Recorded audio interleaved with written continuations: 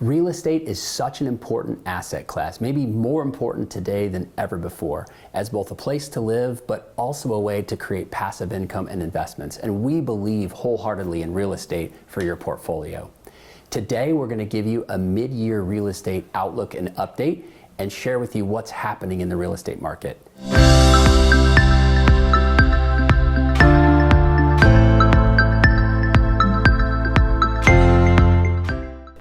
I'm Brad, your retirement readiness coach, and I help people transition to and through retirement to live life in comfort and style. I'm joined today by Peter Quinn, 40-year real estate industry veteran. Thanks for being on the show. Pleasure being here, Brad. Yeah, it's great to see you, and I'm really excited to hear what Peter has to share today about the real estate market.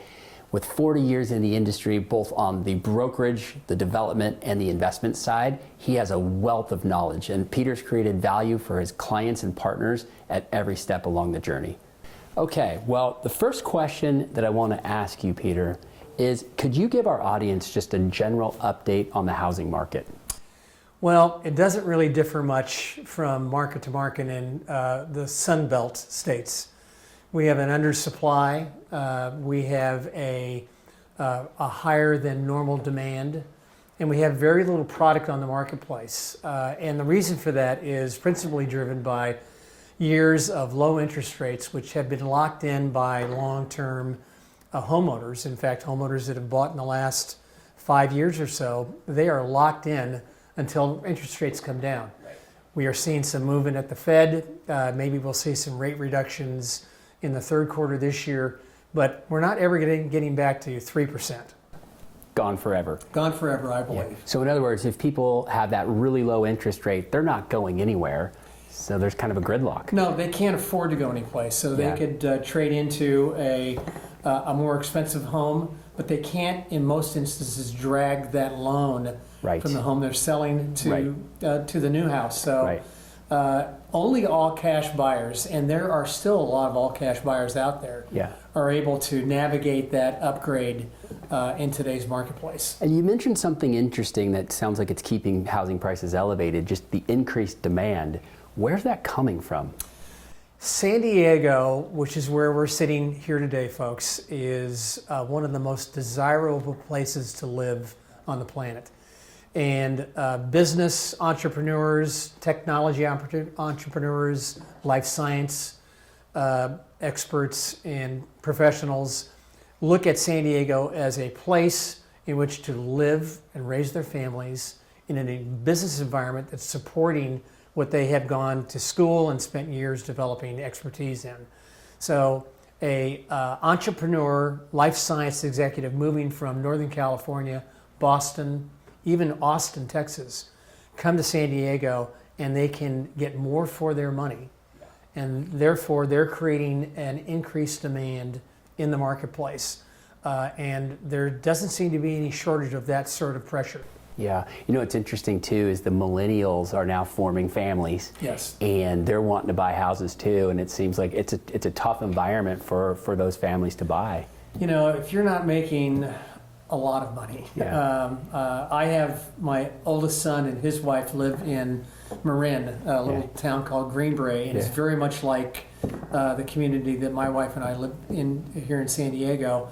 There is no new product being introduced into the marketplace. So it will be interesting when they have their second child, where they'll wind up going, because they're going to need more space, and there's no inertia to create that today. Do you see that changing in any marketplaces, or is it pretty static? Well, there are, even in areas, so we're in North San Diego County, in high demand marketplaces for investors and families that have the means. There are probably 50% of the marketplace is still yet to be gentrified, meaning that house that was built in the 50s or 60s is being acquired or will be acquired by medium to high net worth families, and then they'll do a massive remodel or tear down. So that's where the opportunity is to create new products. There's no land in many North County communities in which to just what we would call in the development business greenfields, where you just find a vacant piece of property and you build your home or you build your community of homes. Those kinds of deals just aren't happening anymore. What about the rest of the country? Are you seeing any other markets where there might be some more building or some other hot markets around? Memphis is a super hot market today. I've got a couple of friends that are building housing communities down there. They're selling investment shares and offering those houses on the market for rent. So the qualities that create Memphis as a go-to destination are job growth, population growth, and higher wages than the average in the U.S. And it makes it a wonderful area and state in which to move. Okay. Give us your perspective. You have a unique vantage point. I mean, you're really you're an expert in the commercial real estate field. How are things going in that space? I think if you read the Wall Street Journal or Financial Times, you'll probably get a sense that the commercial marketplace is in a free fall.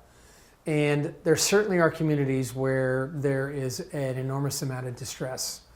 San Francisco is suffering in their downtown tremendously. Not only are the buildings 50% vacant, and by that I mean they might be leased, but the employees aren't going into that space. There is now no support for the sandwich shop, the dry cleaner, the muffler shop. Their people aren't there to take advantage of those services, so those services have disappeared. It's really a tragedy. Okay. So how would you say, how are interest rates affecting the real estate market right now? Well, they're having a great deal of effect on the market. They're pushing capitalization rates, or the rate of return an investor must have in order to make an investment into a single tenant net leased product. By that I mean a freestanding Starbucks or an Arby's or an AutoZone. The sellers are just like the potential sellers in housing. They bought at a low cap rate. They bought at a 4.5 or a 5 if they purchased in California. They don't want to sell at a 6 or 6.5 cap rate, which is what the market is telling them they need to do, because they'll wind up breaking even or losing money. So it's really locked up a lot of folks. It's also retarding development. The cost for development in materials alone has made new development very difficult. Add to that the increased cost of labor.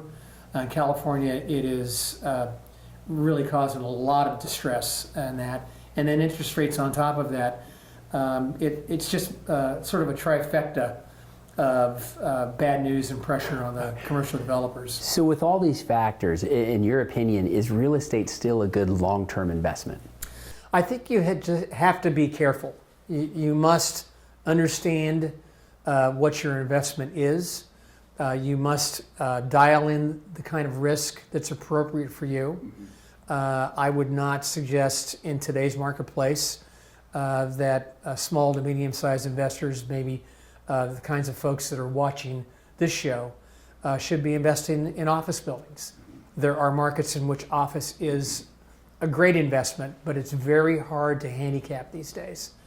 But if you're going to buy a single tenant net leased product, like that Starbucks, that McDonald's, that Arby's, that AutoZone, with a seasoned professional to help guide you as to the appropriateness of that particular investment, the strength of that particular operator, the dynamics, the demographics of that particular marketplace, you can make a very informed decision and have a safe investment on the long term. But other products are very difficult to handicap. Investing in apartments can be very tough, problematic. Apartments fit under the commercial umbrella. So it's, again, find a professional that you trust and let them guide you through the market. Talk to the audience a little bit about how does one create passive income using real estate? It's a great question. And again, having a guide, having a professional to help sit and listen to you and understand what your goals and objectives are. What, again, level of risk you're willing to take. You can find many opportunities for passive investments. And not just in the traditional manner of acquiring as a family or a family office an 8-unit apartment project. That's not really complicated. It's not very difficult to manage that. You do have vacancy issues, but again, in a housing market that's being undersupplied, apartments have been a very good investment. If you're, however, going to pivot to projects that are not residential in nature, a multi-tenant office building, a multi-tenant retail center, it's very hard to predict how those markets are going to react as markets evolve. How do we shop today? Well, we're shopping at Amazon. Right. But I think that one thing that I found to be very interesting about how the markets are pivoting is that the investors have multiple options. So if you're, for instance, and this is a big part of the commercial marketplace today, people who do want to sell their rental property in any category, apartments, office, industrial, they want to sell it, but they don't want to pay capital gains taxes on it. They now have multiple ways in which they can take the profit or the capital gain off of that sale and move it into a traditional form of real estate, or they can go into a Delaware statutory trust and vehicles like that that are available out there for them. Again, pivoting to professionals who can explain to you the underlying risks involved with some of these alternative investments is very critical. Well, I'm glad you brought that up, because one of the conduits that we see people use successfully is the 1031 exchange. Can you talk a little bit about how the 1031 works?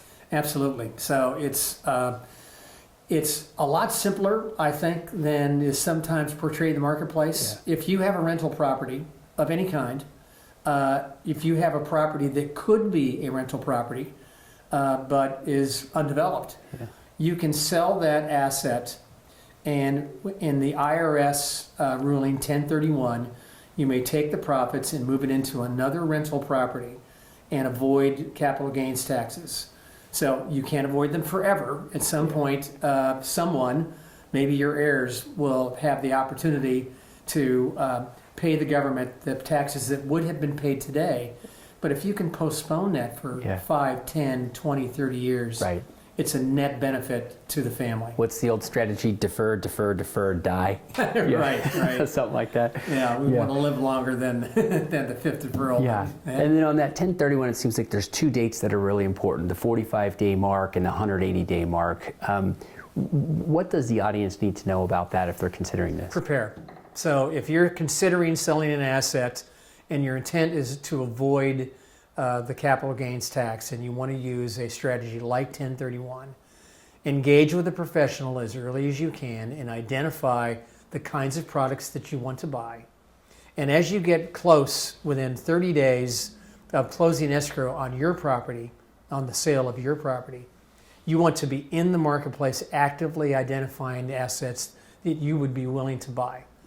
Now, quality assets do not hang around the market very long. You have to be prepared to act. So if you have resources that you can draw upon to make the deposits necessary to tie up your up leg, as they call it in the 1031 business, you're going to be at advantage. If you have to actually sell your property and take that money and use that money for your down payment and for close, you're going to be at a slight disadvantage. So prepare. Be ready to act. As soon as that property closes, as you mentioned, Brad, you have 45 days in which to identify your potential trade properties, and you have a total of 180 days from close of escrow on your property to close on that replacement property. And if you miss your dates, then the IRS is very keen on collecting their capital gains taxes, and they're not going to be lenient at all in allowing you to modify those timeframes. No exceptions. no exceptions. Okay. Well, Peter, thank you. Can you share with the audience how you help investors create passive income and identify opportunities? You know, it's a great question, Brad, and it's something that my team and I have been spending a lot of time this year thinking about. And coincidentally, and honestly, you and I haven't chatted about this prior to this interview, I'm really trying to collaborate with wealth management people, with trust attorneys, and that series of advisors that help families understand how to plan for their future post-mortem, how to designate the distribution of assets upon their death, and quite honestly, prior to death, because there's many strategies that I know you could more adequately describe than I could on how to get your wealth, and the baby boomers are controlling trillions of dollars of wealth, into the hands of people that they want to have it. Their children, their relatives, their church, charitable remainder trust are an excellent way to continue to provide income to you, and then get those assets into the right hands at your death. So it's, again, we're looking to plan. So I'm literally postponing my transaction, the sale of that commercial asset, until my client has consulted that breadth of professionals and gotten a plan in place that they're comfortable and happy with. And then if I've done my job right, they'll come back when they're ready to sell, and we're prepared to help them. Real estate is such an important asset class to have in your portfolio. And despite the headwinds that are in the market today, we still think that there's plenty of opportunities, and real estate should be an important piece of your overall strategy. And like Peter said, it's important to surround yourself with trusted contacts and advisors to help you have a good plan in place.